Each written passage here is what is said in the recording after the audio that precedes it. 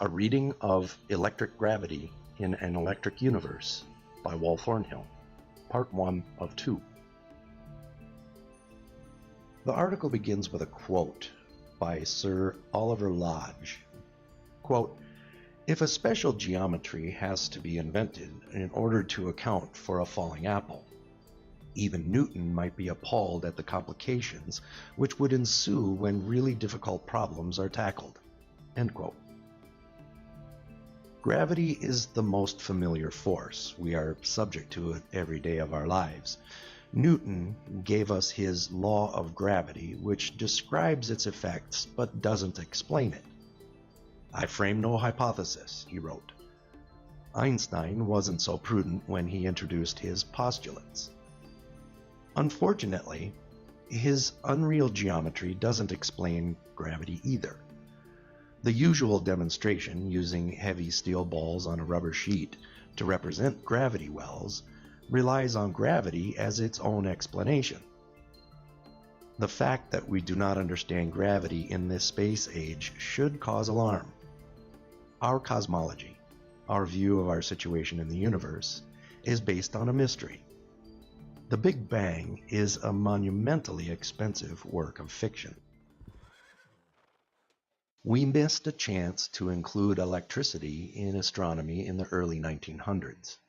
Birkeland was performing his electrical Little Earth or Torella experiments in Norway, and Gauss and Weber were discovering the electrical interactions of matter. Today, physicists labor under misconceptions about the nature of matter and space, the relationship between matter, mass, and gravity, the electrical nature of stars and galaxies, and the size, history, and age of the universe. So when astrophysicists turn to particle physicists to solve their intractable problems, and particle physicists use it as an excuse for squandering billions of dollars on futile experiments, neither party recognizes that the other discipline is in a perilous state. Quote, "After all, to get the whole universe totally wrong in the face of clear evidence for 75 years merits monumental embarrassment and should induce a modicum of humility." End quote. Quote, "The standard model of particle physics would appear to fail in nearly every possible way, and all of its failures seem to stem from the early 1930s. By all indications, science seems to have taken a wrong turn about this time. After 300 years of progressively simplifying the description of the universe with fewer entities and simpler laws, it suddenly turned the other way, with complexity and entities multiplying like rabbits." End quote.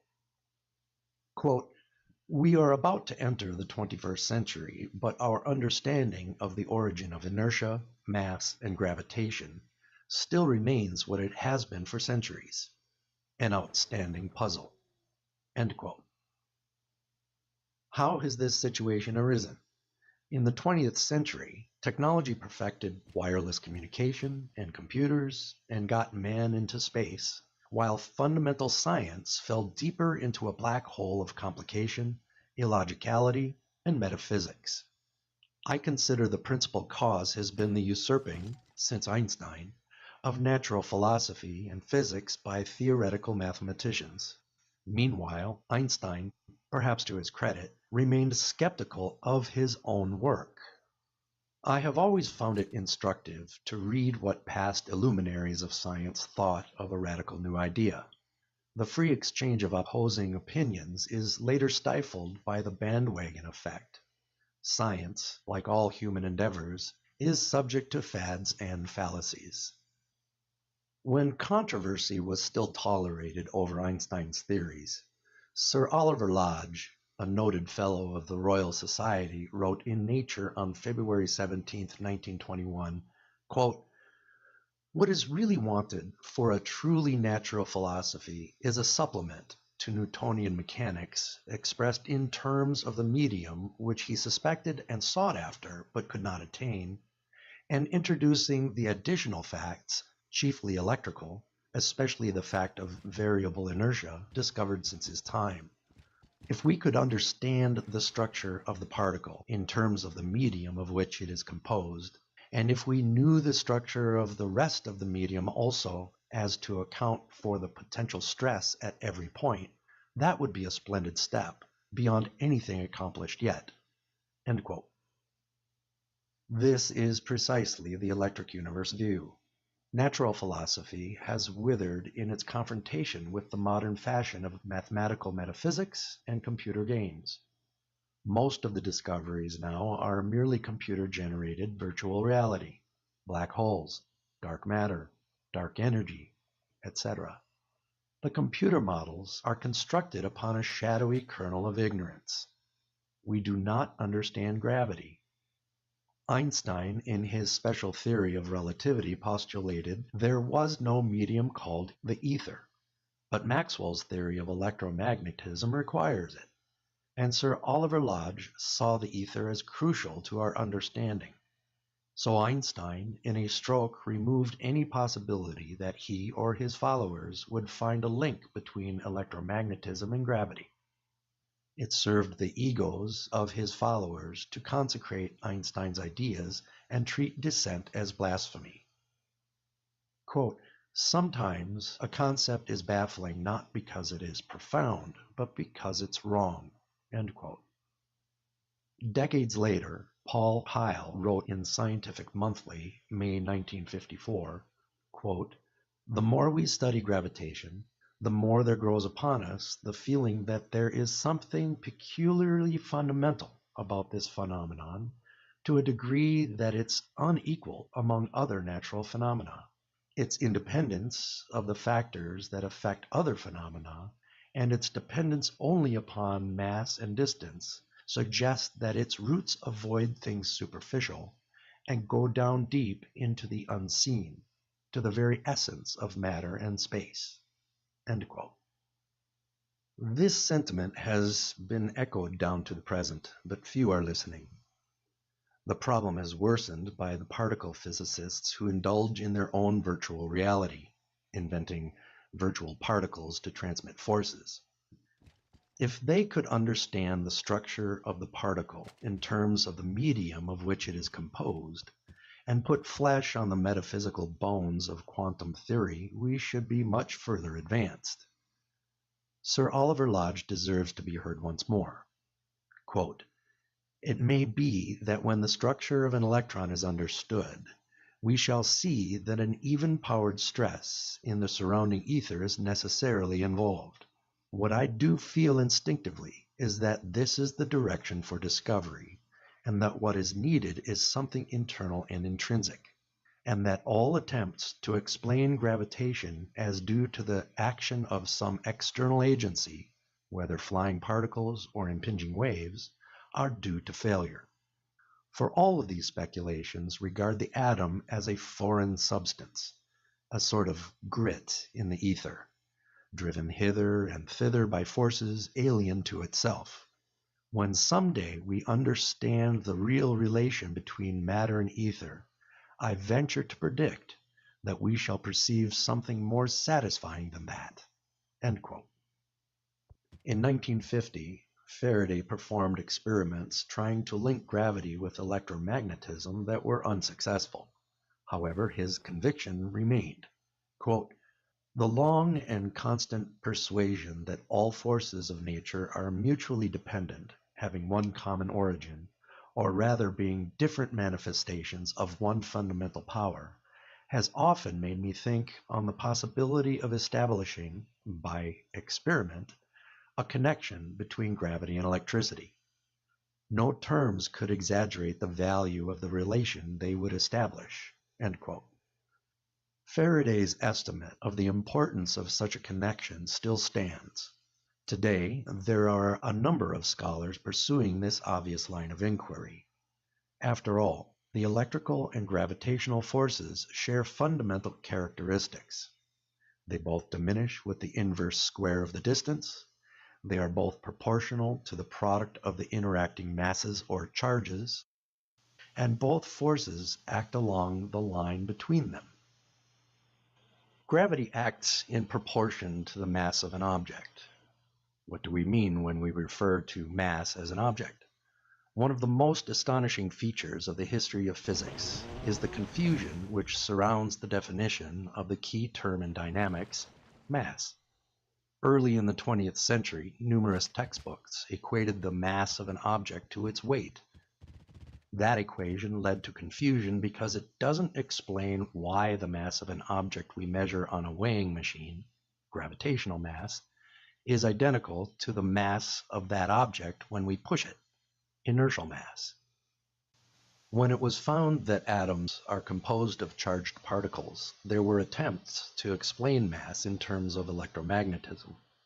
Henri Poincare wrote in 1914, quote, "What we call mass would seem to be nothing but an appearance, and all inertia to be of electromagnetic origin, would seem to be nothing but..." It makes good sense that the equivalence of gravitational and inertial mass should be explained by the electrical structure of matter. However, it is not the philosophical concept of mass, but its mathematical treatment that occupies physicists. Einstein's famous equation, E equals mc squared, demonstrated that mass and electromagnetic energy are directly related. But mystification resulted when the earlier concept that related mass to quantity of matter was unconsciously substituted. Textbooks and encyclopedias today slip unnoticeably into the error of using the words mass and matter interchangeably. A NASA educational website tells us that, quote, "mass is a measure of how much matter a planet is made of," end quote. It shows that the confusion of mass with quantity of matter infects astrophysics. The consequences are profound for cosmology. The mass of a celestial body cannot tell us about its composition. We cannot say what the sun is made from. Another example is comet nuclei, which are electrically charged bodies. They register masses that should have them constructed like an empty sponge, yet they look like solid rock. It is their appearance, together with the recently recovered high-temperature minerals, rock particles, from a comet, that give the accurate picture. Comets and asteroids are fragments of planets. They are not primordial. Quite the reverse, in fact. This inexcusable philosophical muddle over matter and mass has given rise to violation of the fundamental physics principle of no creation or annihilation of matter. It has allowed a miraculous cosmological creation story to gain currency, known as the Big Bang. Notions of vacuum energy and of particles winking in and out of existence in the vacuum of space are similarly miraculous. The simple fact is that we have no concept of why matter manifests with mass. But when we apply force to a body, how is that force transferred to overcome inertia? The answer is electrically, by the repulsion between the outer electrons in the atoms closest to the points of contact. The equivalence of inertial and gravitational mass strongly suggests that the force of gravity is a manifestation of the electric force.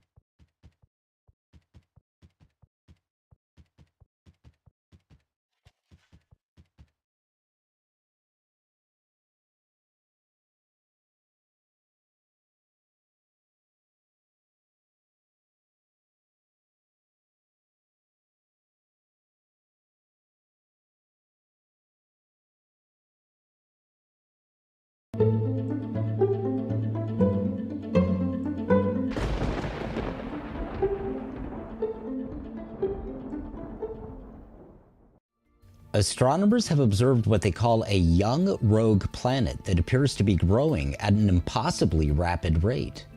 Rather than the slow accretion process in standard gravitational theory, They've witnessed the object forming at a rate of up to billions of metric tons per second.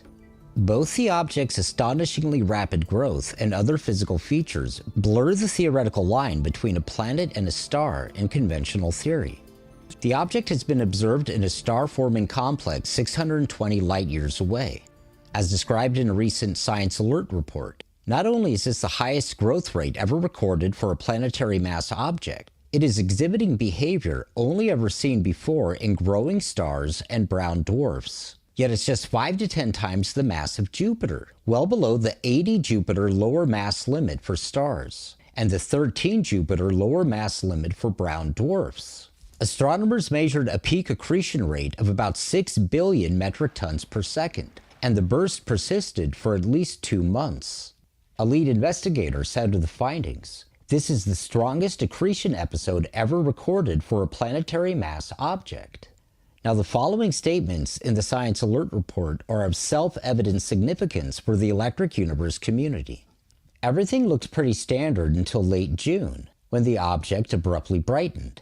The increase in light, the astronomers were astonished to discover, resembled nothing so much as an Exor burst, a brightness increase seen in a young star, typically associated with an episode of accelerated accretion. Crucially, its spectrum showed hydrogen features that are the hallmark of magnetically funneled accretion seen in stellar Exor bursts. A careful analysis ensued, along with an examination of archival data. The researchers found that not only had the object's accretion increased to 6 to 8 times its typical rate, but it had also done so at least once before, back in 2016, suggesting that these outbursts may be recurring. It was still ongoing when observations ended in August.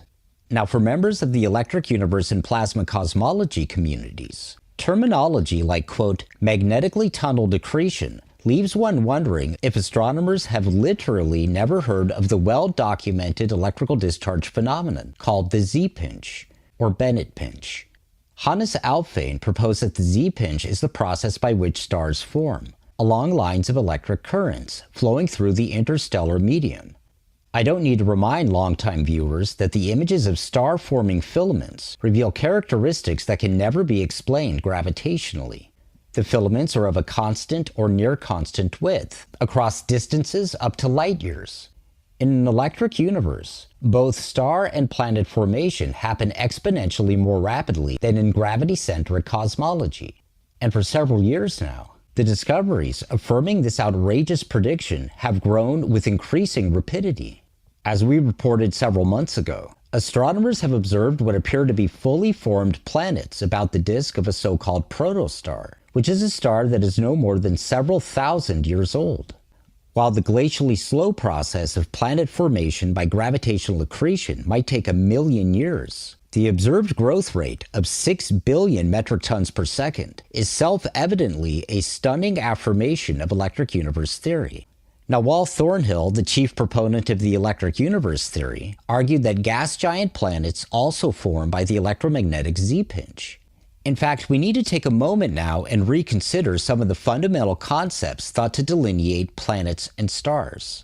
I'd like to take you back now to 2018, when I interviewed Wal on a strikingly similar discovery of a so-called rogue planet, which also left astronomers totally flummoxed.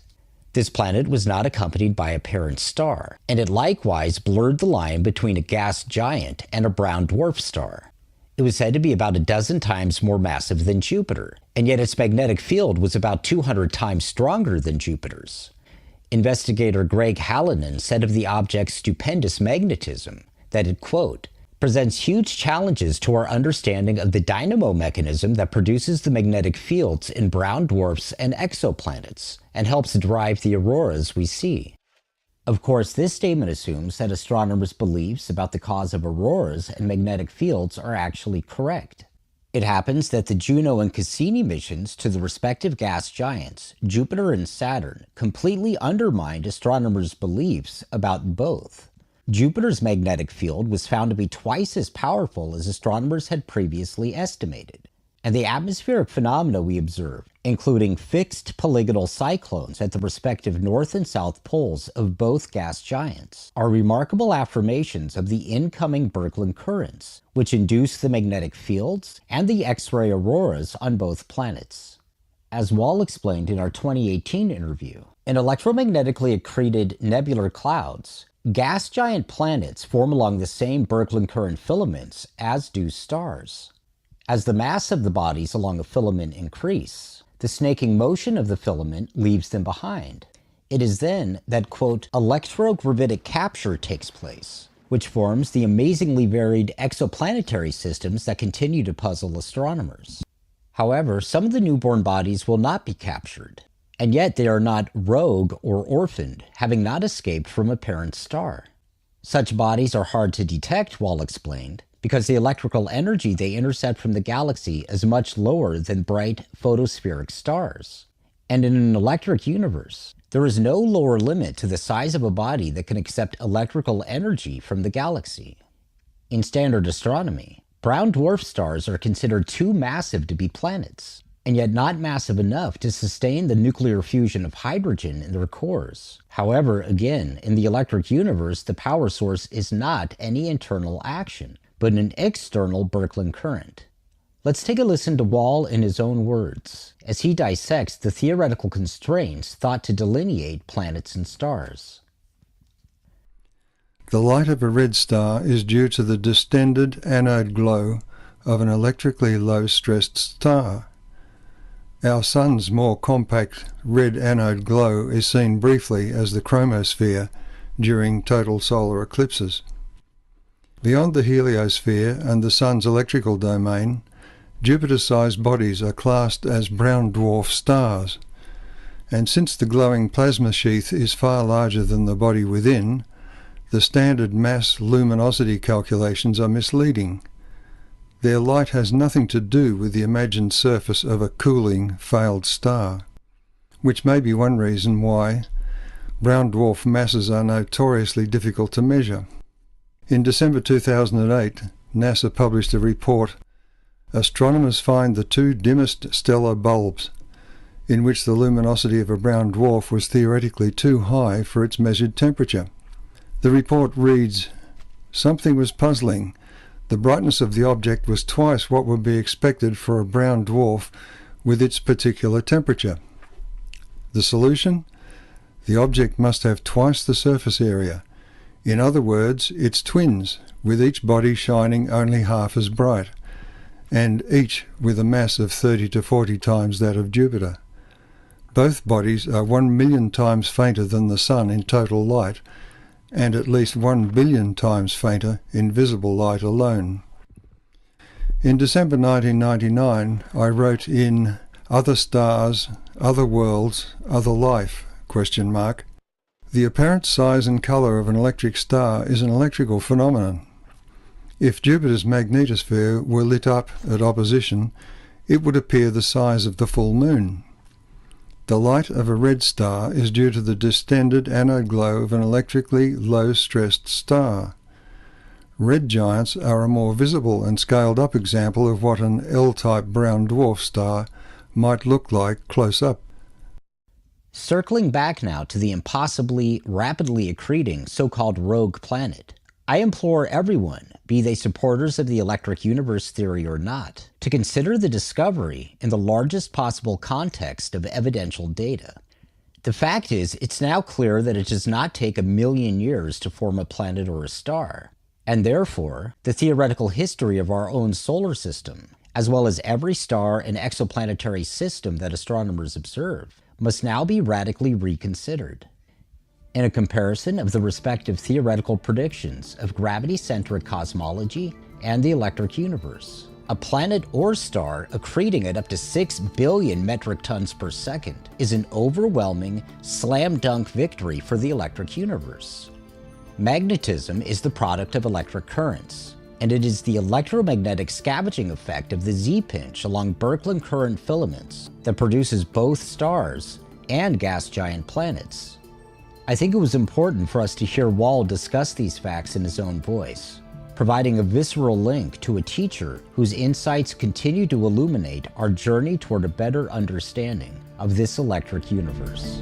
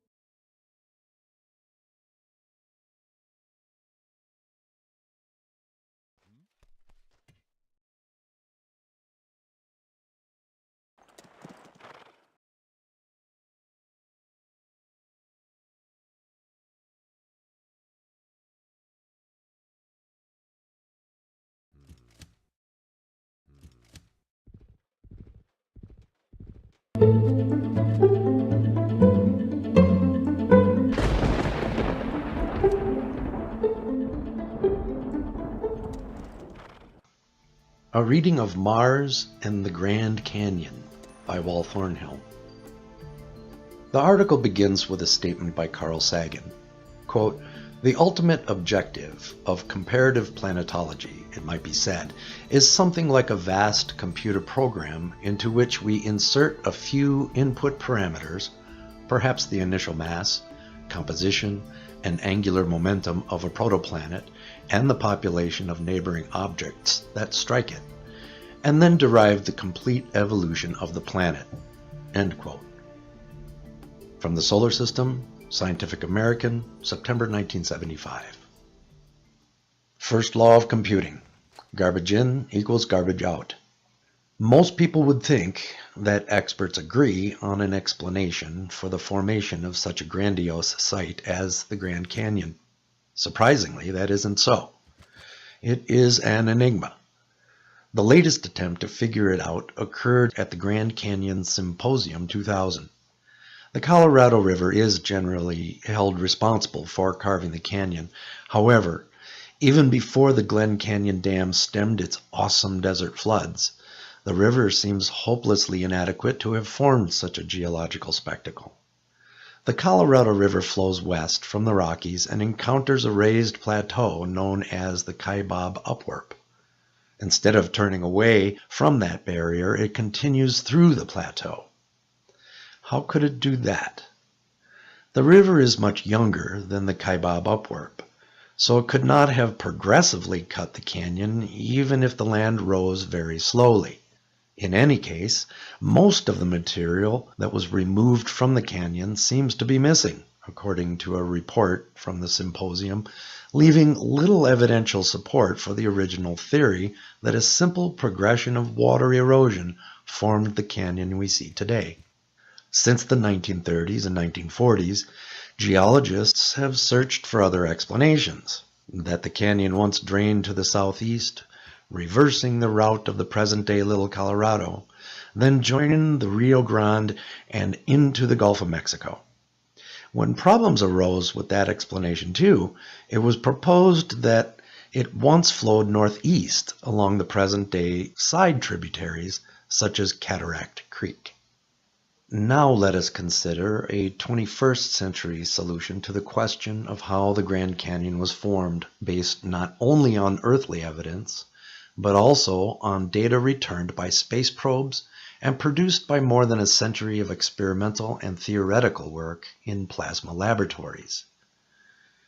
The Grand Canyon has often been compared in form, if not size, to the gigantic canyons of the Valles Marineris on Mars.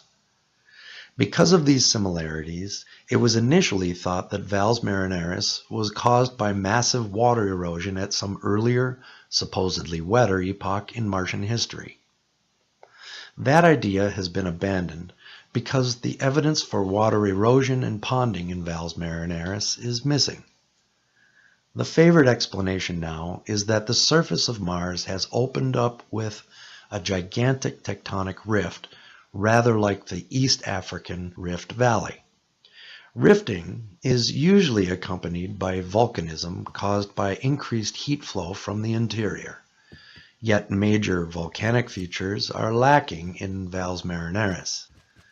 There are also many deep yet short tributary canyons which require a different explanation. The favored one is undercutting by groundwater erosion. Both on Earth and Mars, the canyons seem to have been cut cleanly into raised flat surfaces. There is very little collateral damage to that surface. Is it likely that two different causes could end up creating landforms on two planets that look so similar?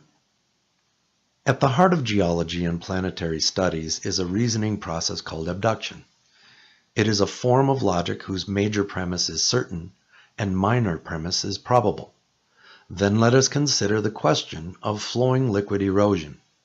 The major premise is all sinuous channels are formed by a flowing liquid, and the minor premise is Nergal Vallis on Mars is a sinuous channel. The deduction follows that Nergal Vallis was formed by a flowing liquid. However, such reasoning can be hopelessly misleading if the major premise is not certain. Mars is a desert planet with no possibility of flowing liquids today, nor, it seems, for a long time past. But the huge channels look as if they were carved yesterday. That should be sufficient to doubt the major premise. However, lazy logic forces us simply to conclude that there must have been large quantities of liquid water on Mars in the past. That is the present consensus. So typically, the missing water has been conveniently consigned out of sight beneath the Martian surface. The same thing was said of the channels on the Moon before the Apollo missions proved otherwise.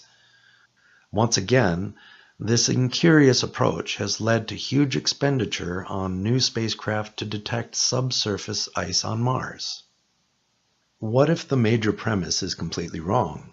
What if none of the sinuous channels, usually called riles, on Mars, Venus, and our Moon were originally formed by flowing liquids? This is a key question to be answered before we can address the more complex canyons on Mars and here on Earth. Riles have the same form on all of these bodies, yet no one today seriously suggests that we look for water on the furnace-hot surface of Venus or on the airless Moon. Instead, hot fluid lava has been called upon as the flowing liquid on these bodies. The problem is that the lava had to remain liquid over hundreds and in some cases thousands of miles. So, a rock roof was added to form lava tubes.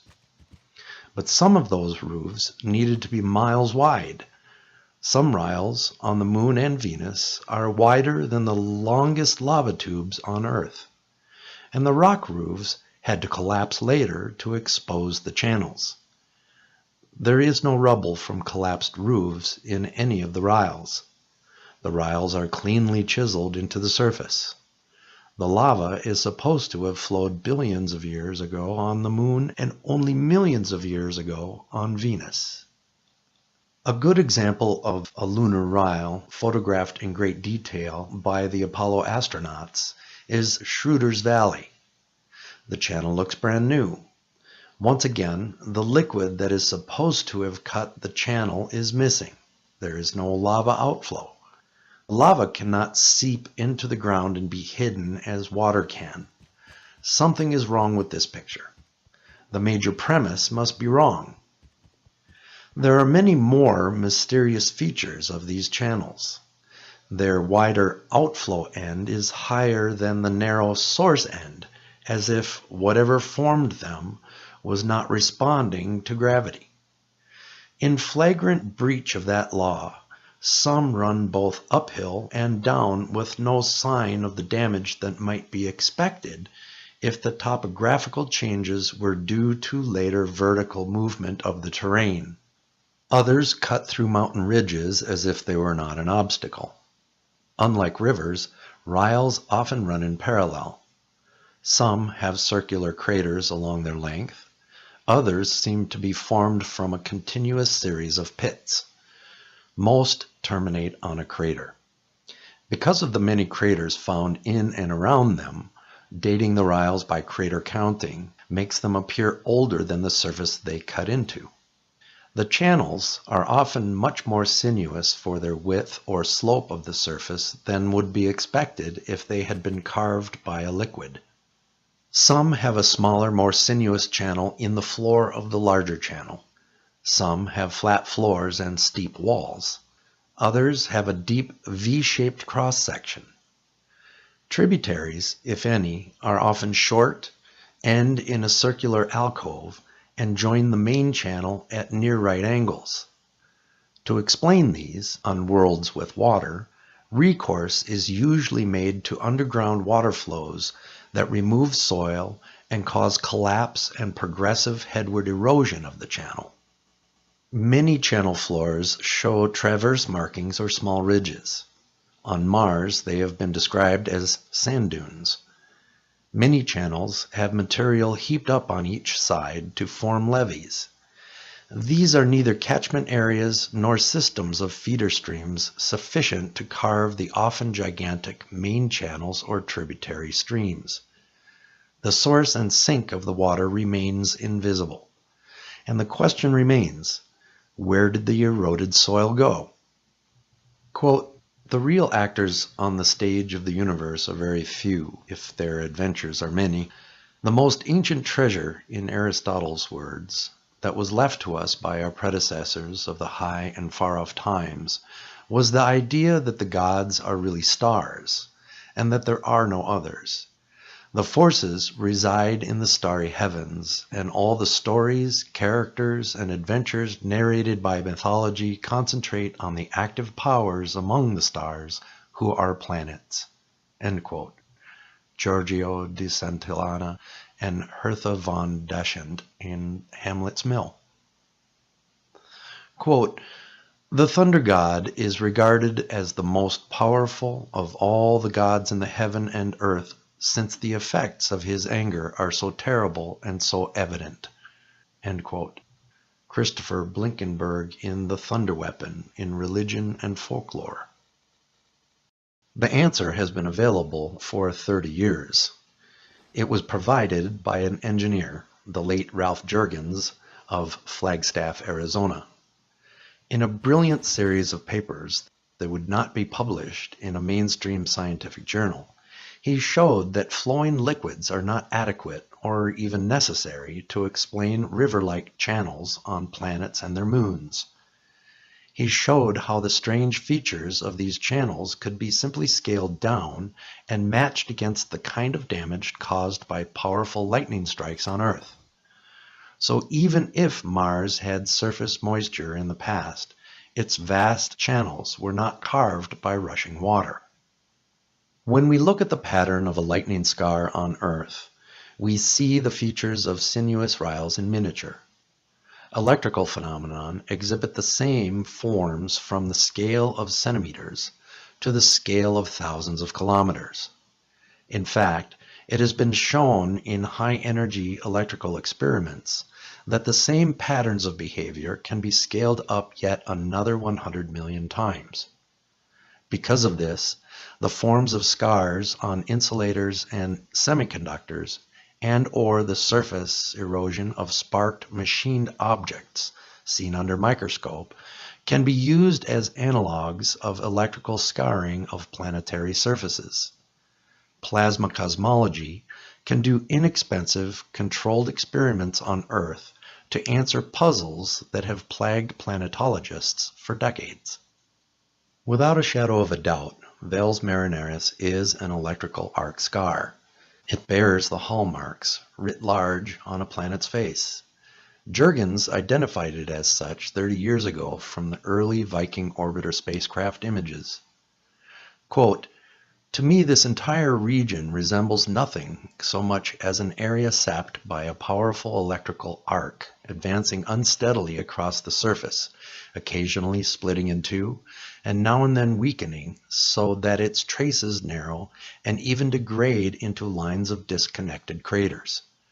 I can only wonder, Is it possible that Mars was bled of several million cubic kilometers of soil and rock in a single encounter with another planetary body? Might the canyonlands of Mars have been created in an event perhaps hinted at by Homer when he wrote, quote, Athena, Venus, drove the spear straight into his, Ares, Mars, belly, where the kilt was girded. The point ran in and tore the flesh, and Ares roared like a trumpet. End quote.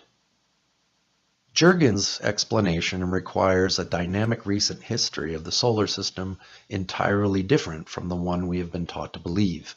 It highlights an electrical dimension of astrophysics which is nowhere to be found in their textbooks. So it is little wonder that geologists are clueless when confronted with electrical erosion. When planets come close, gargantuan interplanetary lightning results. It is perfectly capable of stripping rock and gases from a planet against the forces of gravity. It does so, leaving characteristic scars. It can explain why some 2 million cubic kilometers of material is missing from Valles Marineris, along with 90% of the atmosphere Mars was expected to have. A subsurface arc through an electrically coherent stratum can explain the peculiar morphology of Valles Marineris. The parallelism of the canyons is due to the long-range magnetic attraction of current filaments and their short-range, strong electrostatic repulsion. Particularly significant are the small parallel riles composed essentially of chains of craters. A traveling underground explosion follows the lightning streamer and cleanly forms the V-shaped tributary canyons. There is no collapsed debris associated with undercutting water flow. Similarly, the V cross-section is usual for craters formed by underground nuclear explosions. The circular ends of the tributaries where the explosion began are precisely of that shape. In comparison, headward erosion by groundwater sapping gives U-shaped cross-section and does not necessarily end in a circular alcove. Note that some of the tributary canyons on the south rim of Valles Marineris cut across one another at near right angles. This might be due to repeated discharges from the same area chasing the main stroke as it traveled along Ius Chasma. No form of water erosion can produce cross-cutting channels like that. The fluted appearance of the main canyon walls is probably due to the same traveling explosive action. The walls of Valles Marineris show evidence of widespread sedimentary layering on Mars. But such enormous quantities of sediment must have eroded from somewhere, and the fact that any ancient highlands are preserved on Mars is difficult to reconcile with such a source. The second major difficulty is that Valles Marineris is near the top of a bulge 10 kilometers above datum. How are sediments deposited at that altitude? It would require the region first being a deep basin to collect a thick stack of sediments, assuming there was copious, fast-running surface water, then uplifted an incredible 20 kilometers by a mantle plume and voluminous lava intrusions with little surface volcanism. How many major premises in geology are wrong? The electrical model provides a far simpler solution never considered before in sedimentation.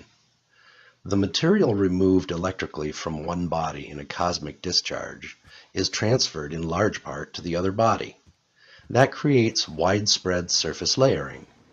The airless moon shows evidence too of extensive layering, and it is covered in electrical scars.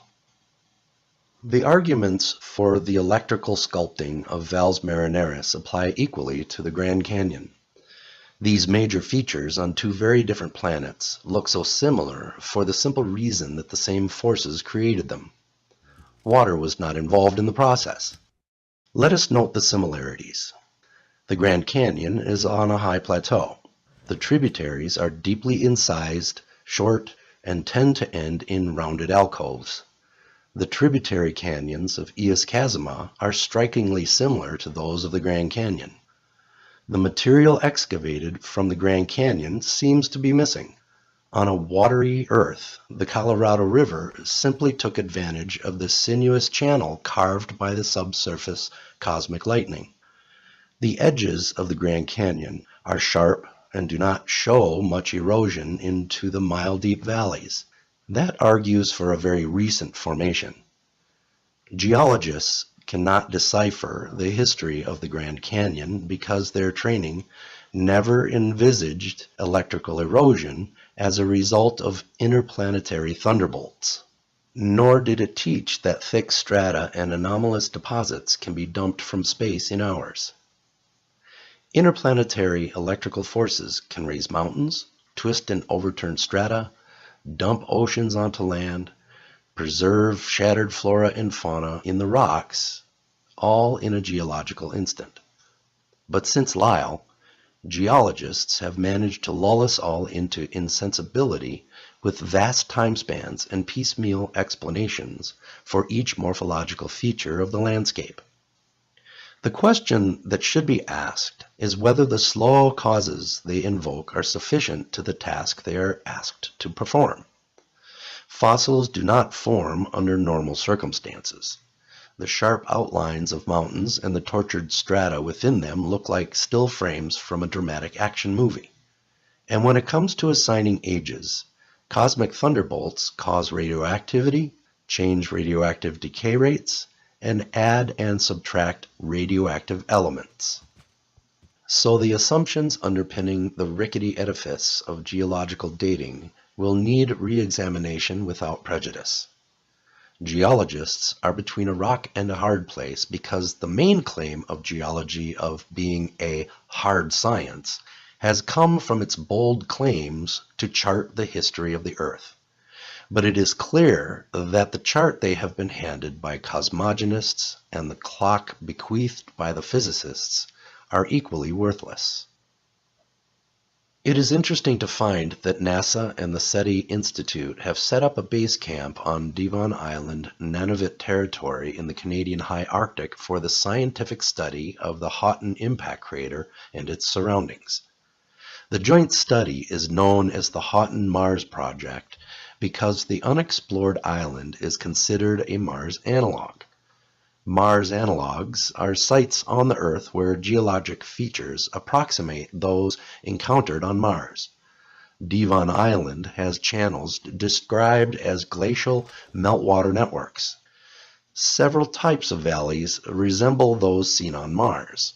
The resemblance appears to be more than superficial, as the similarities are often specific and unique.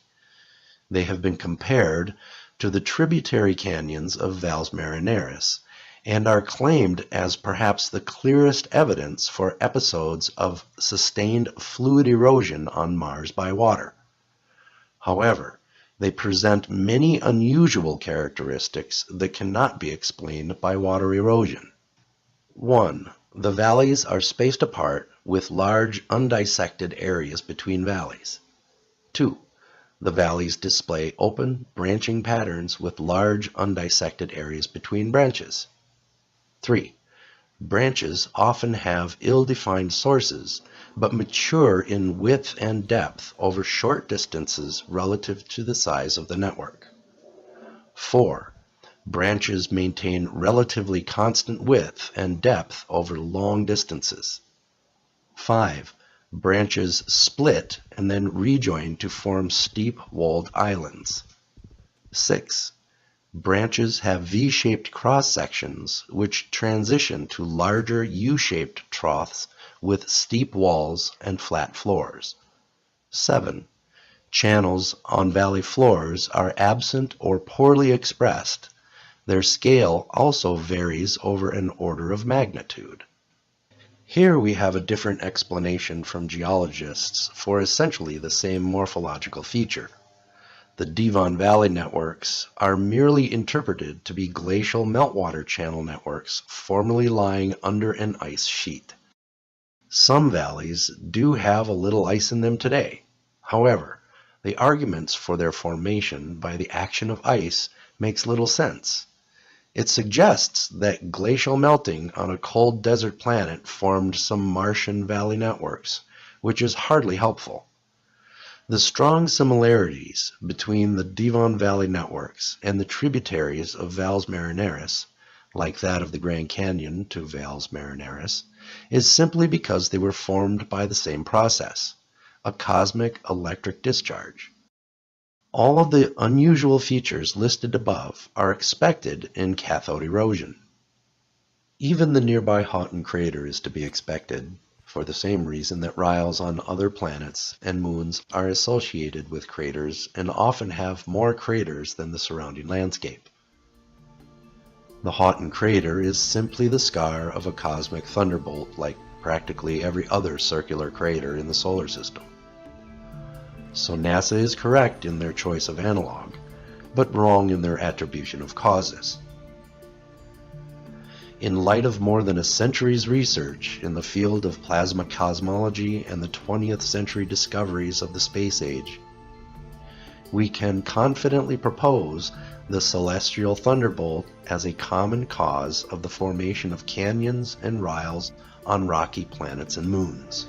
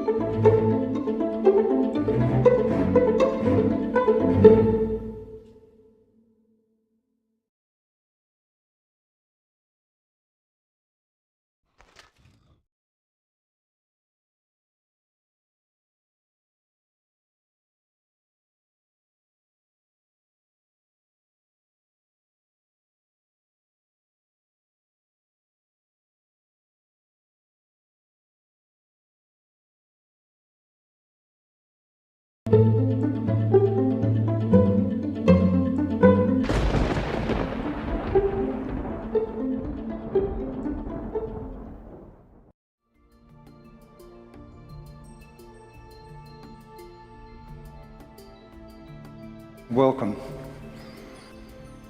And congratulations, because the Electric Universe conferences are perhaps the only real conferences to come to if you want to learn about science. So I congratulate you on having the initiative and the curiosity and the open-mindedness to come here and also to be involved in the live streaming of this conference. Annis's talk actually was a very good introduction because I wasn't going to say a great deal about this long path to understanding gravity. The early days, my story, started after I read Velikovsky's Worlds in Collision as a teenager. This was before going to university. When I got to university, I thought this was an ideal time to ask questions of lecturers and try and interest other students in the subject. I was amazed at the lack of interest on the part of most people, and also the sometime hostility of lecturers to being asked questions that they couldn't answer.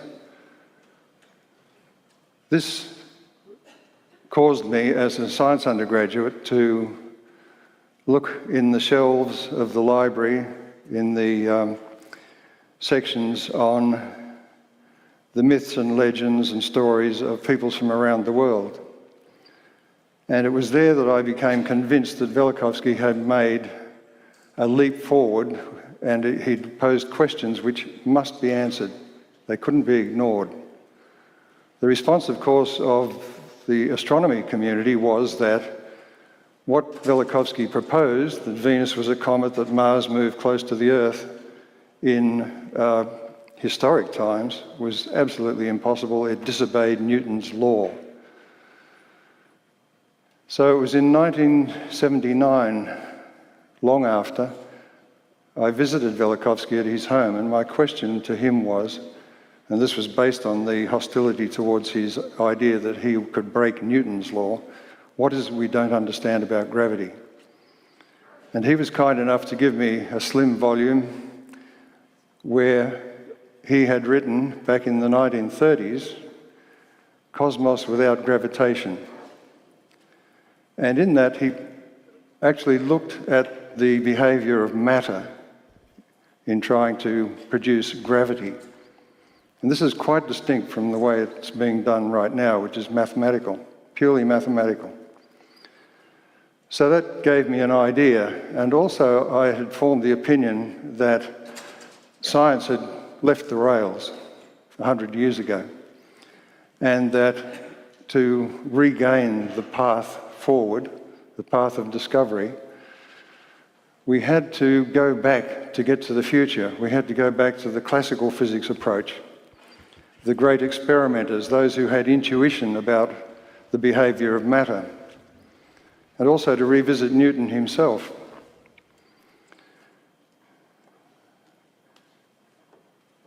It was only 2 years after that, in 1981, that I was reading the Scientific American, and there was a tiny advertisement by a chap called Ralph Sansbury, who was publishing the Journal of Classical Physics, which immediately caught my eye, and the first topic was electron structure. Now, according to particle physics, an electron has no structure, it's a fundamental particle. But that's a mathematical concept which has no physical reality, because if you try to reduce an electron to a point particle and give it charge, you end up running into infinities. And of course, once you do that, the theory breaks down. Scientists have a way of getting around that these days. They call it renormalization, where when your theory breaks down, you open the window, see which way the wind's blowing, plug that into your equation and keep going. They do that repeatedly for theories about the sun. So, what's the situation today?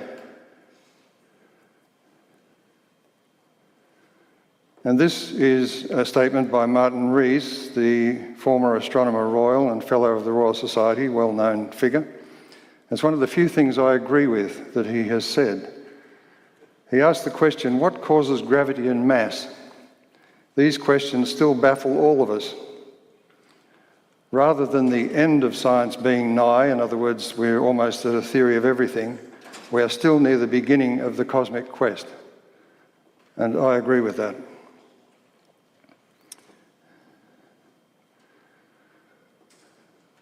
Also, Richard Feynman has said, there is no model of the theory of gravitation today other than the mathematical form. And this, I think, when you watch shows on television about the mysteries of modern science, it's all about mathematics. While I was flying over here from Australia, I watched a show by Morgan Freeman on the mysteries of the universe. And that just devolved into a show of mathematical equations that no one understood. And it ended up with some guy saying that reality is just mathematics. Well, this shows how far away we've moved from classical physics, experiment, observation, testing of ideas, and verification by experiment. So, mathematics isn't physics. The guy on the right in that picture is Peter Higgs. I call him the $15 billion man because I think that's what the Large Hadron Collider had cost up until a year or two ago. Just a moment while I get my screen to give me what I want on there. That's better. So the first step on the path to discovery is to find where we left the path and got lost. As I said, it happened a century ago. Now, pictures like this are the favourite media cliche for genius. Have you noticed? It's an illusion. Now, Peter Higgs, the whole reason for the Large Hadron Collider was to show the existence of a hypothetical particle called the Higgs boson, which was supposed to give all other particles, the ones that make up you and I, mass. That's the most incredible nonsense idea I've ever heard. The particles that make us up, we know have mass, and they contain energy. An atom bomb tells you that. You can see the energy released by those particles when they're messed around with. They must have energy, they must have mass themselves. It's got nothing to do with something outside. So what gives matter its gravitational mass? And mass is measured by its weight.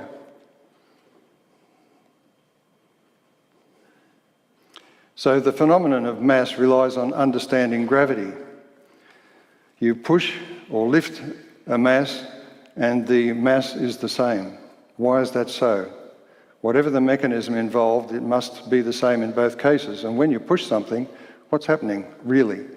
It's the outer electrons in your finger and the outer electrons in the object that you're about to push that are reacting to one another electrically. It's the electric force. So, particle physics is in as big a mess, I would suggest, as astrophysics. It's completely lost the plot. They say particles are made up of quarks. That's apart from the electron, I should say.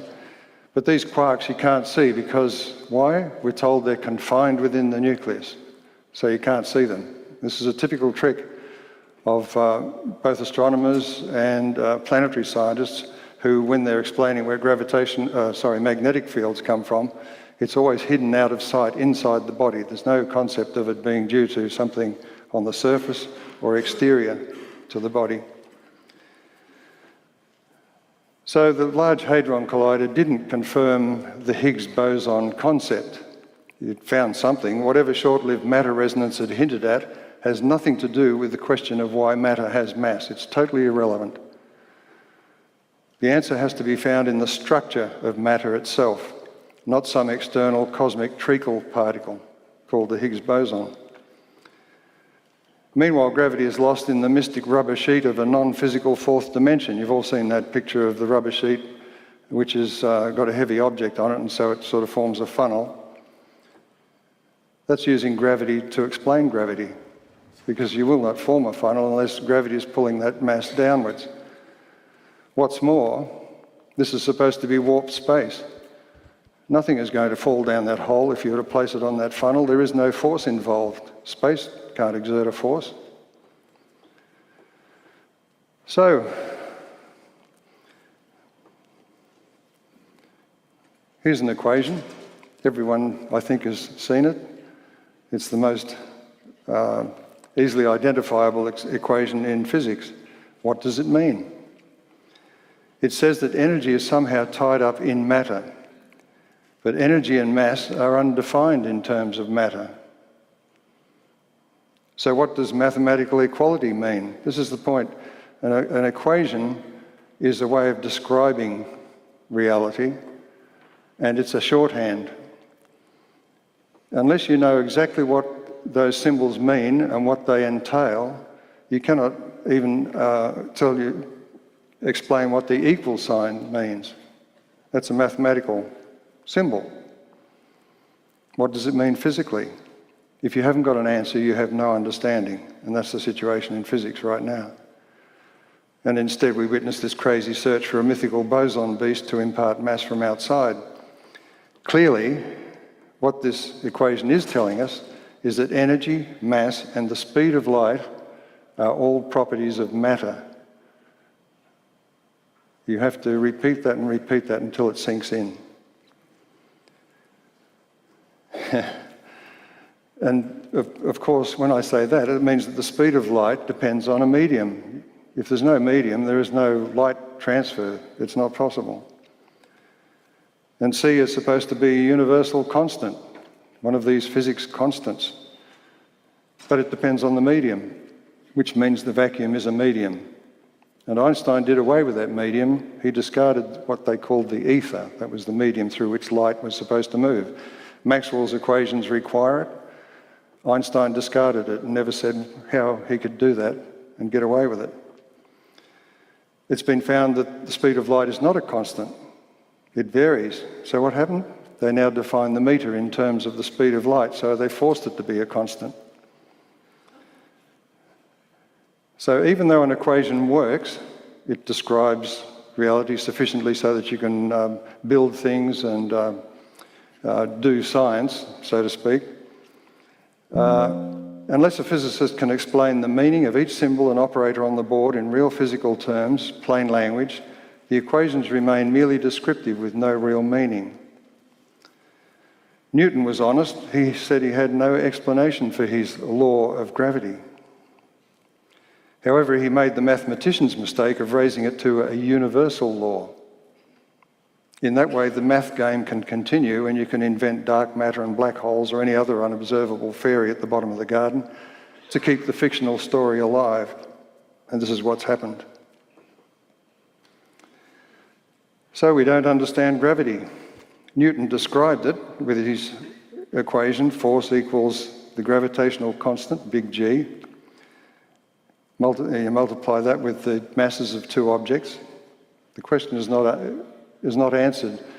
How does this mass know about that mass? How can this be so? And the equation says you divide by the distance between them squared. And it works. I mean, NASA uses this equation to navigate the solar system. You'll note that it's the same form as the electric force. You just substitute there for the masses the two charges. But as we saw yesterday with Jerry Pollack's talk, that force is enormous compared with the gravitational force. So this suggests that mass may be understood electrically. If you can substitute charge for mass and you come up with an electrical force, then perhaps mass can be understood electrically. So to understand gravity, we must understand why matter has mass. And as I pointed out with the Higgs boson, they've got no idea. You'll notice that Newton's equation does not refer to time. It's instantaneous. And this is glossed over.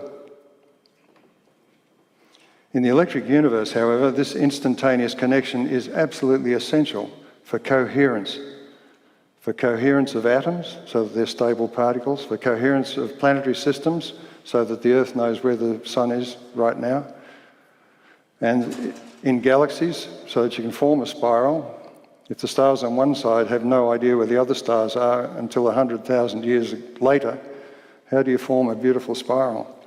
And even at the subatomic level.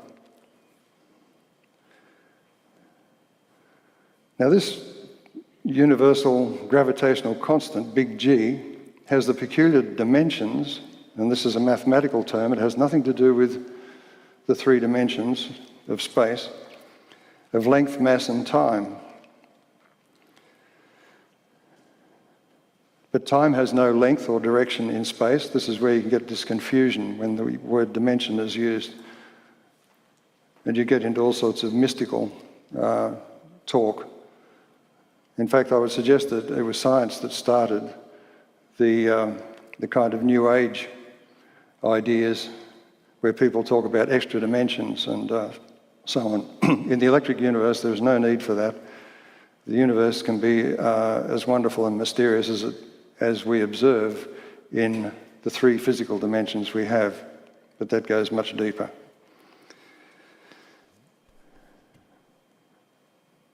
So G actually should not be a constant because it refers to mass. And as I said before, mass is the energy tied up in a particle. It's an electrical variable. So G is not universal.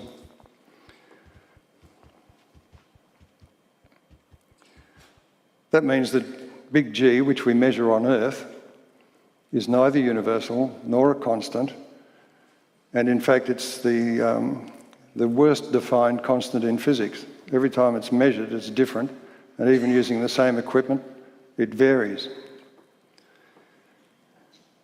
So what I would suggest is there is more complexity in the effects attributed to gravity. I say attributed because in some cases we're looking at actual electromagnetic forces, and I'll talk about that, and it's mistaken for gravity. It has more complexity than any equation yet devised can explain. It depends on the context whether it's actually valid or not. It's not universal. We repeated the mistake of Earth-centrism. In other words, we measure G on Earth and then apply it throughout the universe. What gave us the right to do that?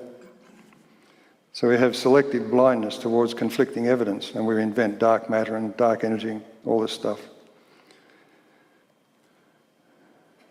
And for example, these pictures that I've got here, and as Anna's said in her talk, we ignore the fossil record of impossibly huge creatures.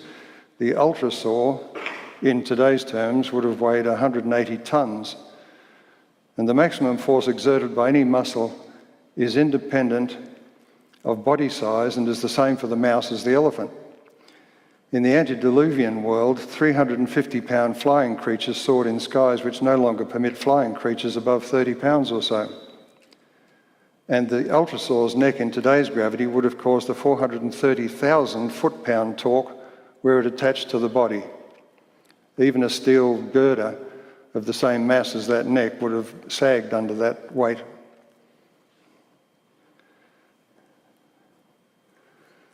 Also, we know observationally that spacecraft show anomalies in Earth flybys, and comets exhibit what's called non-gravitational forces. That's what makes them difficult to predict their returns. And people who have measured gravity, or the change in gravity as you go down deep mine shafts and so on, actually said it looks like there's a fifth force. It's not changing the way we expect from Newton's law. And people who have measured gravity going up towers have said maybe there's a sixth force because that doesn't conform to Newton's law either. It was pointed out to me a few months ago that if you calculate using Newton's law the force of the sun on the moon and the force of the earth on the moon, when the moon is between the earth and the sun at new moon, the sun is pulling on the moon twice as strongly as the earth. And the question is, well, how do we have the moon? It's a good question. None of these questions are answered by Newton's simple equation. Of course, if big G is universal, if we use G measured on Earth's surface, the comet 67P looks like solid rock, while its density appears to be that of highly porous dust and ice. And I have repeatedly in the Space News on the Thunderbolts website pointed this out. The planet Saturn appears to have a lower density than water. It could float in water according to using big G as we measure it on Earth. And the composition of the sun is calculated to be mostly hydrogen right down to the very core. Now, what body the size of the sun would have hydrogen gas in its core? If you were to look at the Earth and if its ionosphere was lit brightly, rather like the sun, and you saw oxygen and nitrogen and so on in the atmosphere, would you say that the core of the Earth was then oxygen and nitrogen? No, you'd say more likely to have heavy elements. Michael Faraday. And this is where we get to the principles of classical physics, and that is that good physics needs to be simple. If I can't explain to you in physical terms what I'm talking about, and simply, then you have every right to go and ask somebody else. Michael Faraday, the great experimentalist, could see the possibility of an electrical nature of the force of gravity. Remember I said the two equations are the same form. And he wrote, "The long and constant persuasion that all the forces of nature are mutually dependent, having one common origin," that's the electric universe position, "or rather being different manifestations of one fundamental power," once again the electric universe idea, "has often made me think on the possibility of establishing by experiment a connection between gravity and electricity." And he went on to say, "No terms could exaggerate the value of the relation they would establish." Precisely. Now, if people had followed Faraday's intuition, we would be several centuries advanced, I would say, in our science.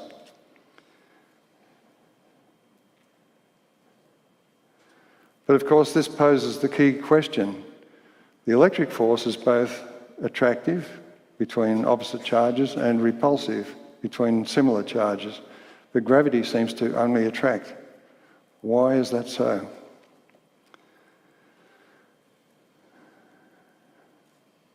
And here's a character who was around at the time of Einstein.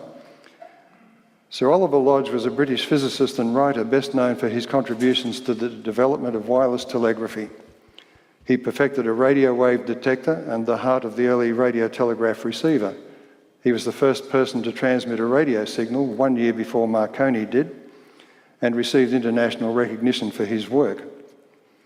Lodge is also remembered for his work on the ether, which had been proposed as the wave-bearing medium filling space, and of course which the electric universe relies upon. Other scientific work included investigations on lightning, the source of the electromotive force in the voltaic cell or battery, electrolysis, the application of electricity to the dispersal of fog and smoke. He also invented electric spark ignition for the internal combustion engine. He was a practical man. Rather like your Faraday, he was prepared to experiment and try things. He was critical of the new theories of relativity proposed by Einstein. I would suggest that if education was done properly, his arguments against Einstein would be placed against Einstein's arguments and students allowed to judge for themselves. Referring to Isaac Newton, he wrote, "What is really wanted for a truly natural philosophy is a supplement to Newtonian mechanics, expressed in terms of the medium which he suspected and sought after but could not attain, and introducing the additional facts, chiefly electrical, especially the fact of variable inertia discovered since his time." That was in Nature, Feb 17, 1921. Lodge seemed to be fully aware that Newton's mechanics needed to take into account electrical effects on the masses involved. This is a pivotal idea for gravity. Understanding gravity is essential to be able to express mass in terms of weight in kilograms. So here was a guy, another one, who was well on the way. Once again, good physics needs to be simple. Sir Oliver wrote, "It may be that when the structure of an electron," remember at present it has no structure, "once it's understood, we shall see that an even-powered stress in the surrounding ether is necessarily involved. What I do feel instinctively is that this is the direction for discovery, and what is needed is something internal and intrinsic, and that all attempts to explain gravitation as due to the action of some external agency, whether flying particles or impinging waves or Higgs bosons," he could have said, "are doomed to failure." He's probably spinning in his grave at the waste of the LHC experiment. He showed insight and uncommon sense with his idea that the electron must have structure. All subatomic particles must have a charged subparticle structure and orbital motion to have self-energy or mass, and exhibit magnetic polarization, which is called confusingly spin by particle physicists. This is where language gets into the way of physics today as well. Now, if we're going to talk about particles and matter, we have to look at the scale of the atom to give you some idea of what we're talking about. The first step, then, is to give some idea of scale. As I said before, modern particle theory is no help because specialists were still arguing over what is really real in nature last month. This picture gives an idea that the classical atom is mostly empty space, with the charged particles invisible on this scale. It is easy to see how an electron orbiting the nucleus can only shield the nuclear charge from a nearby atom for a fraction of the time it takes in its orbit. Because at some points, or most of the points in the orbit, the proton, for instance, the charge on the proton is visible to a nearby atom. And the same thing for the other atom. So it gives you the idea that if those two atoms can synchronize their orbits, they can then come together and form a molecule. So, as it says there, if the nucleus was the size of a ping pong ball, the electrons would be the size of a flea orbiting outside this stadium, which is in Melbourne Cricket Ground in Australia, one of our famous institutions. Here's another guy. You don't hear about these people. I think Newton said that if he'd seen far, it was because he'd stood on the shoulders of giants.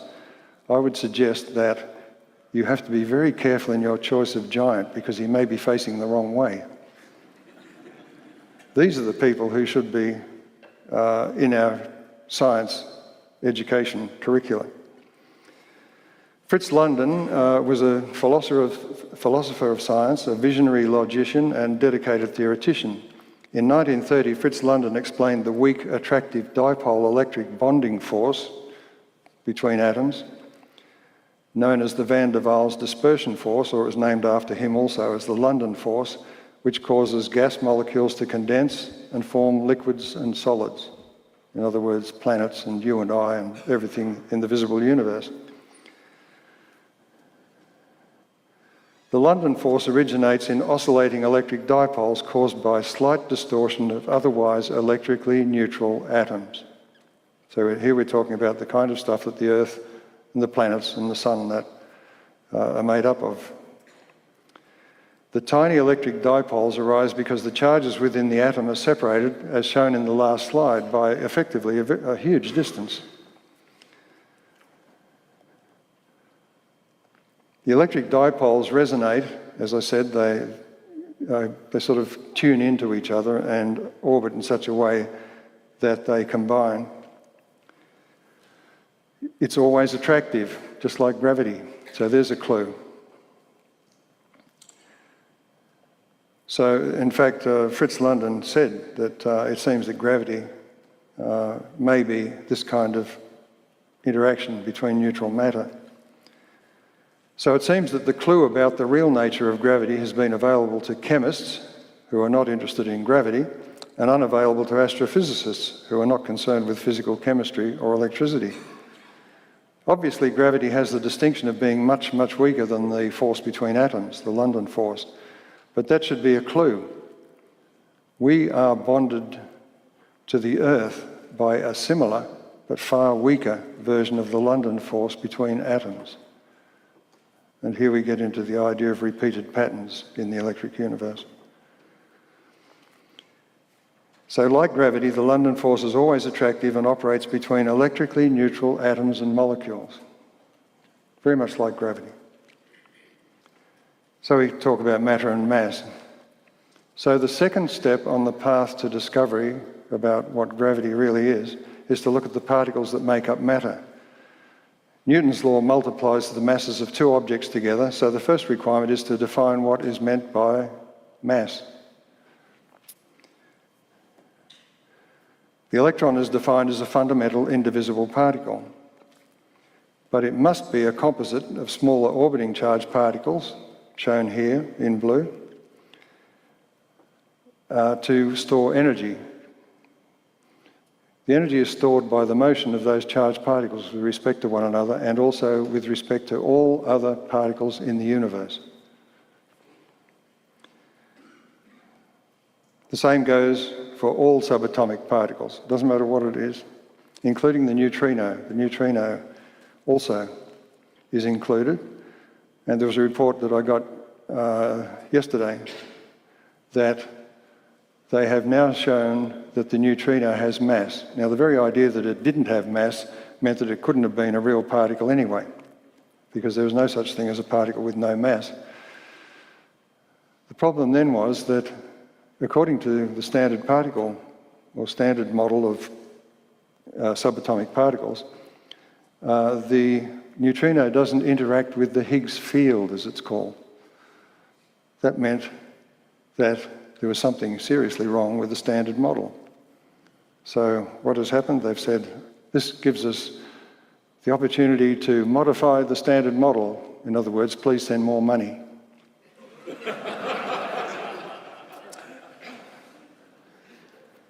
The electron is defined, as I said, as a fundamental indivisible particle. And it goes for all subatomic particles. And this simple repeated atomic model is at a far smaller scale. You remember the ping pong ball in the middle of that ground and the flea on the outside. That means that within those tiny objects, there's also spinning charged smaller objects. Who is to say where we stand in the cosmic scale of things?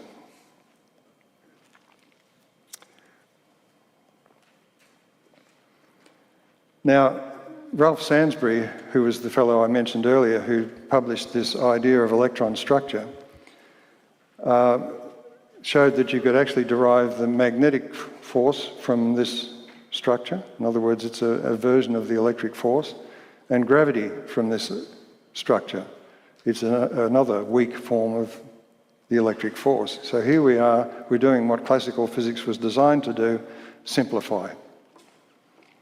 Now they hand out Nobel Prizes for inventing more forces and more particles, and we know less and less the more they do that.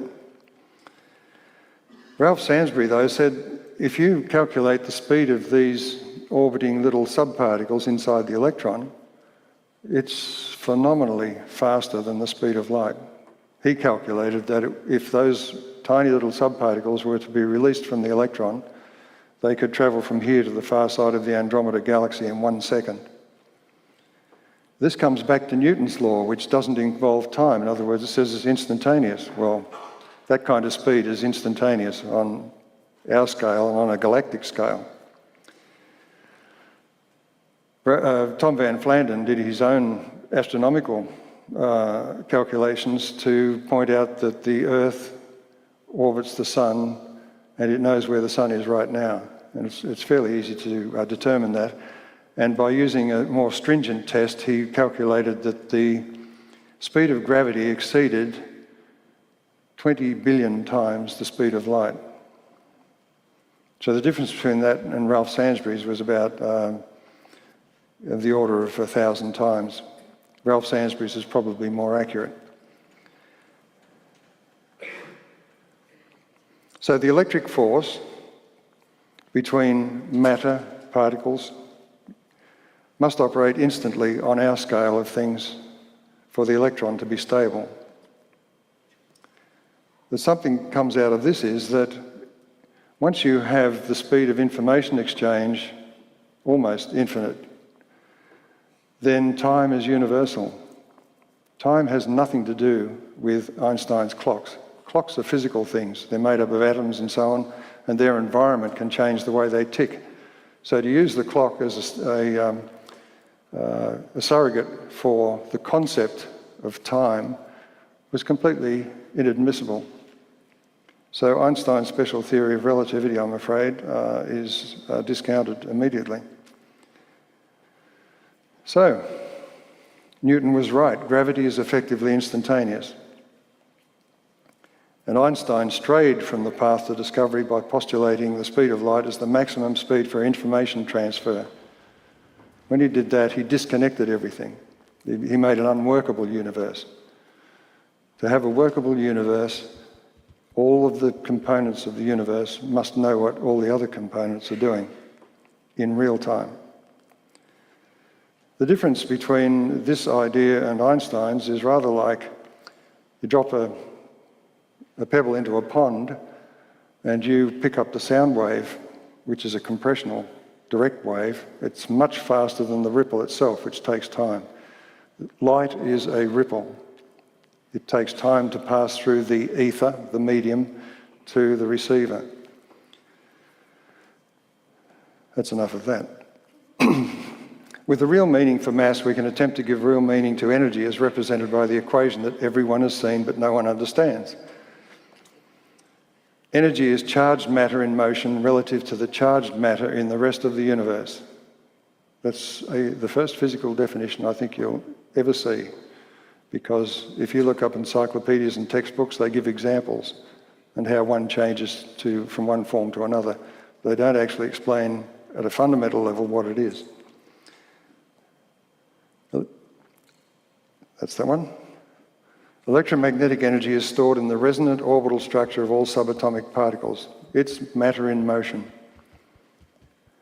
And the mass of a particle is a measure of how much energy is absorbed internally in its deformation rather than its acceleration. It's rather like having a balloon full of water, and you poke it, it resists moving and deforms instead. Well, these particles do the same. And this is why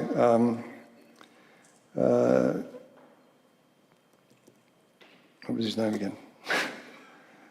The chap earlier who I mentioned, he said that we had to look at the electrical, or the idea that when you put electrical energy into a particle, like in a particle accelerator, the mass of that particle seems to change. It's that concept that you really had to focus on. So what causes gravity? The gravitational mass equals the inertial mass. That's lifting and pushing. So much the same mechanism is responsible for gravity. Now, atomic electrostatic dipoles, as I've talked about with the London force and so on, are formed by most atoms inside the Earth with the inner pole positive and the outer pole negative. The reason is that gravity is pulling on the nucleus. You can't shield gravity. That's the point. So the fact that the electron's down there doesn't matter so much, except that it holds the nucleus back from moving in the gravitational field. The nucleus is about 1,800 times heavier than the electron. So if it moves in the direction that gravity is pulling it, then the atom is distorted, as I've shown there, which means that the bottom end of that atom is more positive than the end nearest the surface, which is more negative, simply because the electron spends more time out at the top of the curve and a short amount of time at the bottom. So, the electric field produced within the atom distorts the subatomic particles. So, the particles within the atom, the nucleus and the electron, are all distorted similarly by a very tiny amount. And this is the distinction between the gravitational force and the electric force. The amount of distortion is infinitesimal. 10 to the minus 38, 10 to the minus 39 times the gravitational force. So, it is the sum of all of the aligned subatomic dipoles that produces the profoundly weak force of gravity.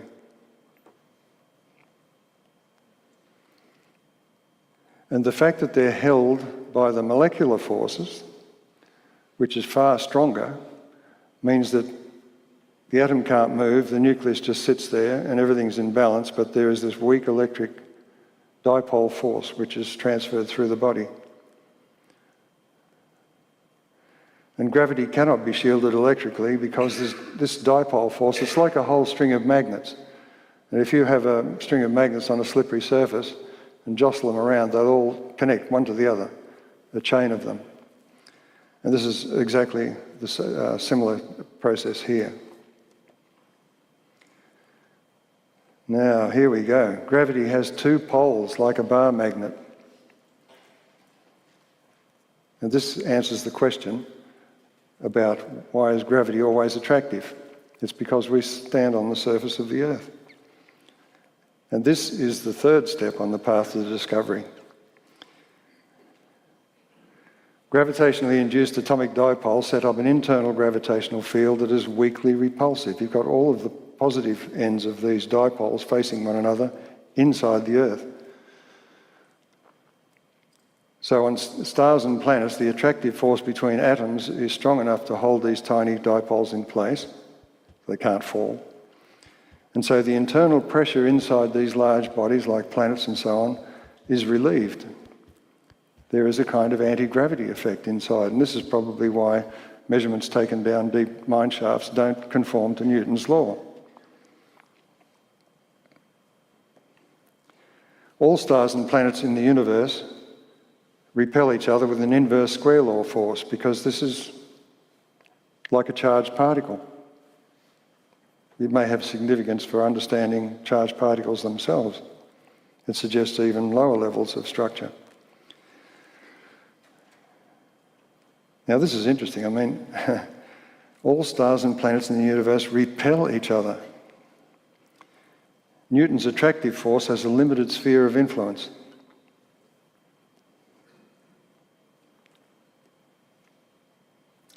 This may explain many anomalies.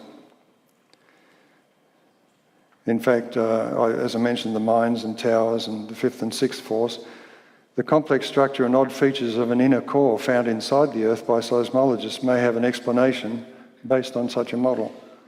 This is very recent. They found this odd structure to the inner core of the Earth. We're part of the Earth. It's like the molecular force at a very low level. the fact that we're attracted to the Earth is the same process, but at a different scale. We're bonded to the Earth by the dipoles induced in us, the effects like that of a magnet on an unmagnetized steel ball.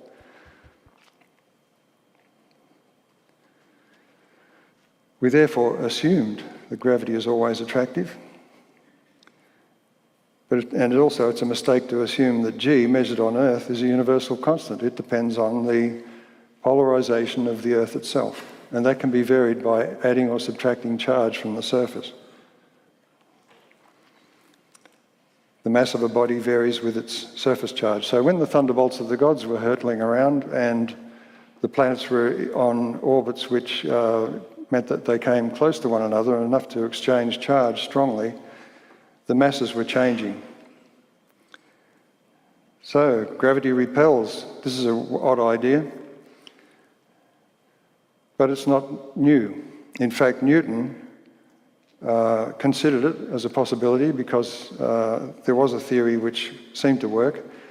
The pushing theory of gravity was originally proposed by Newton's colleague Nicolas Fréteau de Douillet in 1690 and later by Georges-Louis Lesage in 1748, a long time ago.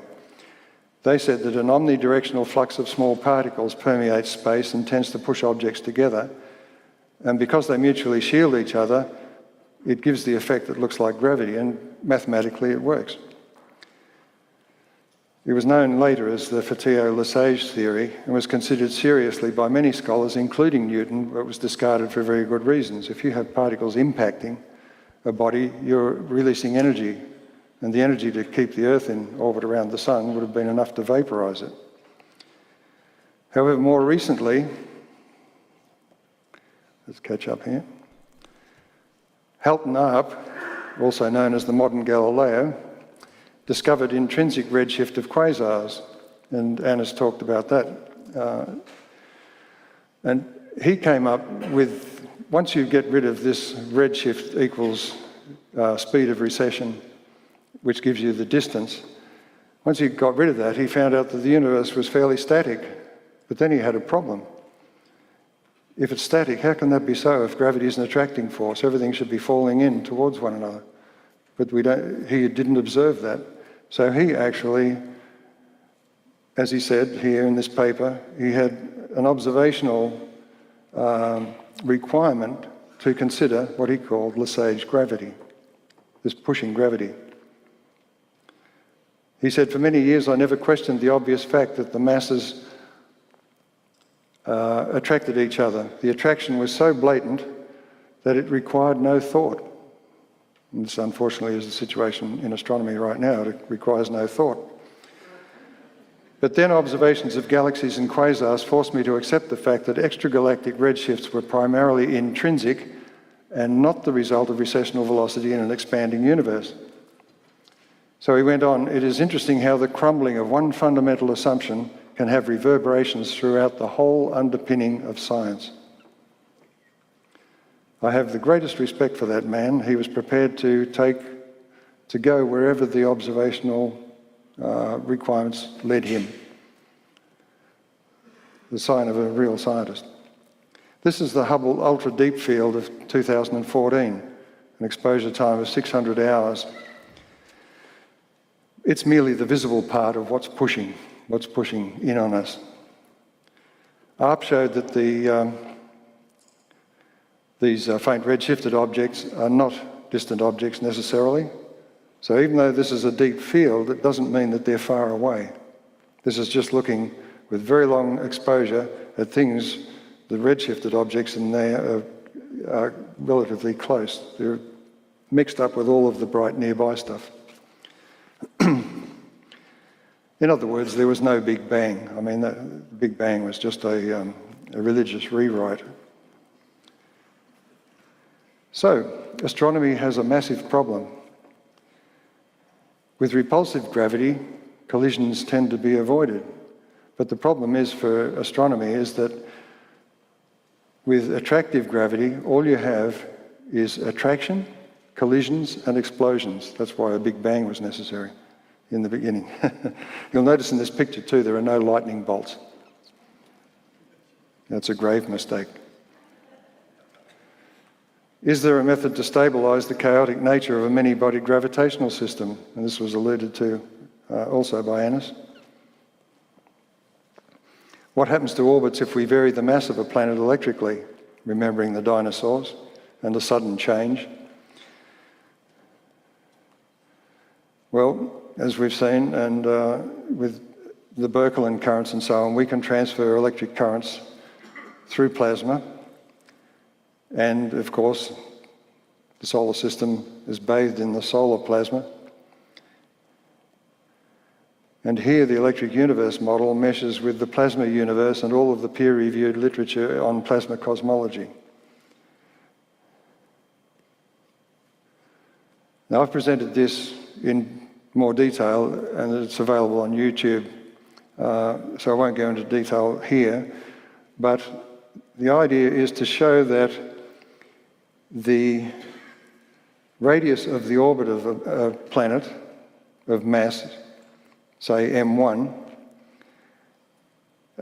changes with the radius and the mass are proportional for a constant orbital energy. That means that if the mass of a planet via, say, an electrical discharge, thunderbolt of the gods, was to double, its orbit, the radius of its orbit would double, it would move out. And this is important because you can then establish order out of chaos. Now, in the case of Venus, they've already detected these stringy things, in other words, Birkeland currents, flowing between Venus and the Earth during conjunction there. In other words, that tail you see behind Venus has been detected by a spacecraft, I can't remember which one it was, many decades ago. I think this was back in the 1980s when it was reported. Now, in the electric universe, each planet is a small cathode in the solar discharge, and the electrons are actually transferred from Venus towards the Earth. It was the SOHO spacecraft, by the way. So the Birkeland currents transfer electrons from the inner planet to the outer one. The result is to increase the mass of the outer planet. Remember, the outer pole of those little gravitational dipoles is negative. If you add more charge, negative charge to that body, it increases the strength of that force. In other words, the mass of the body appears to increase, its gravitational field increases. But in this case, because of what I'd done in that earlier slide of high school physics, the outer planet will move away, get out of harm's way. Seems like a pretty good idea. So the tendency is for the orbits to change in such a way that this exchange of charge is minimized. Even now, when Mars is behind the Earth, they get what they call the blue clearing in the ionosphere of Mars, and those huge dust storms, all electrical effects. So the Earth still tickles Mars and Venus still tickles the Earth, but in prior times, during close approaches, those effects would have been far more powerful and marked. So stability is achieved rapidly, which was a requirement, of course, for mankind to survive. The important thing to recognise is that the electric universe model doesn't discard gravity. It does what Faraday wanted, to explain gravity in electrical terms. And so inertial mass equivalence is simply explained by this because it's all electrical. When you push an object, it's electrical repulsion, and gravity operates by electrical distortion of the particles in the same way. So it's simply because the effect of acceleration upon an atom is to produce the same offset of the heavy nucleus within the atom as does gravity upon an atom fixed in a gravitational field. So when you're falling, actually all of the nuclei in your body move to the centre of the atom. You are weightless, massless, so to speak. This little video I enjoy because this raises the question about gyroscopes. The gyroscope spins the atoms in the periphery at many times the force of gravity. In fact, they measure I remember those centrifuges where they used to put the astronauts for training in higher gravity. all of the nuclei in the atoms of the astronaut's body will shift towards the periphery, and the same in a gyroscope. Now this guy, while he was Professor of Electrical Engineering at Imperial College in London, Professor Laithwaite was invited to give a Royal Institution lecture. He chose to demonstrate his observations on gyroscopic force, coming to a series of false conclusions on gyroscopic motion. The false conclusions this is taken from the actual report about this. These Royal Institution lectures used to be broadcast after the event. His weren't. And the reason was he came up with false conclusions. That's usually weasel words for he gave or performed an experiment which we can't explain. Now there are mathematical equations which appear to explain it, but it uses mass and acceleration and gravity and so on in those equations. And since they're not understood or defined properly, you've got to ask whether the mathematics really works. And the scientists were so uncomfortable with this demonstration that they prevented it being sent because it was false conclusions. These can actually be seen on the web at gyroscopes.org.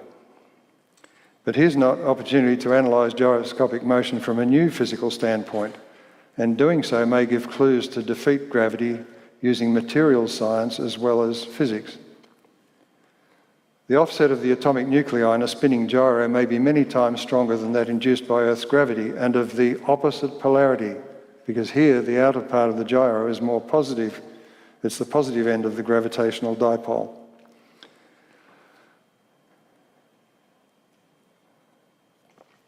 The experiment suggests the gyro becomes more strongly influenced by cosmic attraction than by the Earth. Watch this. Have we got sound? I'll balance that, first of all, like a seesaw. So there is a balance point. When I take this out here, of course, then the balance point is upset. It should tip down. We know that given the opportunity, it's going to do this if it can, but now we've balanced it, and we've balanced it about its center of mass. So that if this gyro transfers its mass center to the pivot, it should stay balanced. The question is, will it?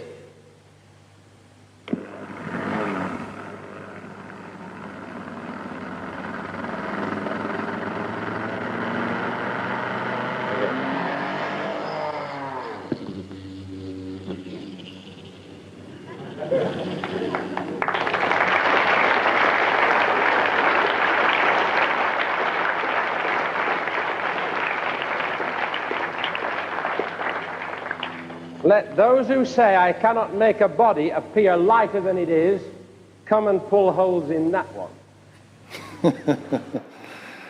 Now, what I'd suggest here is that using the electric universe model is an opportunity for mathematicians to apply the electric universe model to try and explain that, because this gyro appears as a positive charge, if you like, in the presence of the negative charge of the rest of the universe and the negative charge of the Earth, and it seems to be more strongly influenced by the rest of the universe.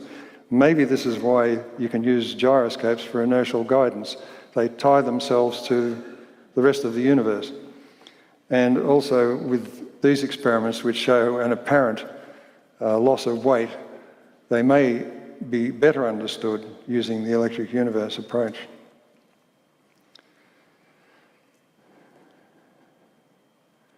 So, electrogravity. The path since Faraday to the discovery of the electrical nature of gravity has been lost in the 20th century by a return to mathematical mysticism, assisted by computer-generated virtual reality.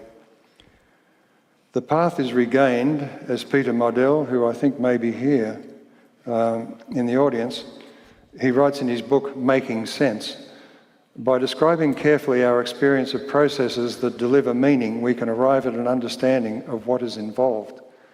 The intuition of the experimentalist Faraday should have carried more weight than later mathematical speculation, because he had the experience of electromagnetic processes that delivered sufficient meaning for the invention of the electric motor.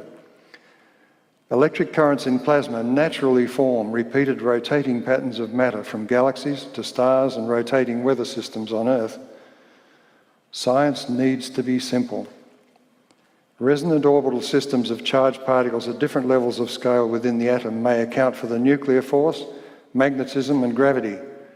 That is, one force to rule them all. The electric universe suggests a repeated pattern of electric forces organising matter at vastly different scales. On the galactic scale, it's the long-range electromagnetic force due to Birkeland currents that dominates. Plasma cosmology empirically duplicates the galactic rotation curve in detail, and radio astronomy has confirmed, very recently, the spiral arm electric currents. It's the electromagnetic forces and the concentration of electromagnetic energy in the galactic core that gives rise to an apparent gravitational mass equivalent to billions of stars. There are no gravitational black holes. As you saw, it's repulsive inside an object. At the stellar and planetary scale, molecular forces form stars and planets and induce a weak gravitational field with a sphere of influence limited by nearby bodies and the repulsive force of the matter in the rest of the universe. By making earthly G a universal constant, we compute invalid masses for all other bodies. Being born in the same electrical discharge event inside molecular clouds, stars and planets will have much the same initial composition and structure, Sun included. Stars do not have a thermonuclear core because they too have Markland convected, and I won't go into detail here. It draws the matter in over a vast volume, and all of the heavy elements end in the core. So their radiant energy is due to reactions at the surface in the glowing ionosphere, driven by electric current from the galactic circuit. So this is an extension of Ralph Jurgen's model. The output of stars is not solely due to electrical input. There is something else going on. There are obviously nuclear reactions. So the complex beauty of the non-expanding electric universe is the result of electrical matter resonances and a balance between electrical attraction and repulsion at very different scales. Having a real physical model of the fundamentals, mass, energy and gravity is the path forward. Looking back, it shows mathematics is a discipline, both ancillary and subordinate to natural philosophy, as physics was known before the 20th century. We are not within a grasp of a theory of everything when the real meaning of the symbols on the board are a mystery. We are not a few % contamination in a dark, unknown universe. Obviously, the architects of the electric universe were far more than mere mathematicians. The electric universe shows more clearly where the real mysteries of physics lie, in the ultimate nature and origin of charged matter itself and the electric force. As Etienne Klein and Marc Lachiez-Ray wrote in their book, The Quest for Unity, the telltale sign of a unification in depth is a more complete understanding of is a more complete understanding of elementary objects and a wider reach to other fields and objects of physics. Welcome to the real adventure. Thank you.